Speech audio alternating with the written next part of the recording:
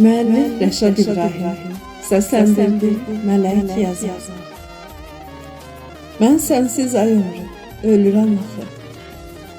Hardasan sevgilim, hardasan ömrüm? Qəlbimə sancılıb həsrətin oxu. Hardasan sevgilim, hardasan ömrüm? O gözəl gözlərin süzübdü məni. Görmədən yaşamaq üzübdü məni. Bu nakam məhəbbət əzibdü məni. Hardasan sevgilim, hardasan ömrüm? Mən bütün qəlbimlə sevmişdim səni.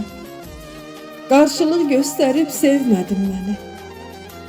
Ömrümə çökürdü sənsizlik qəmi.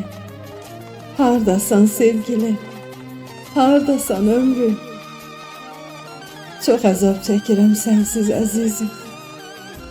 Bilmirəm dərdinə mən necə dözüm. Özgəsin görməyir, səndədir gözüm. Hardasan sevgilim, hardasan ömrüm? Ömrümü sürürəm qəmlə yanaşır. Kədərdən hey yanır bağrımın başı. Daha qalmayıb bir gözümün yaşı. Hardasan sevgilim, hardasan ömrüm? Daha qalmayıb bir gözümün yaşı. Hardasan sevgilim, hardasan ömrüm? Hardasan ömrüm?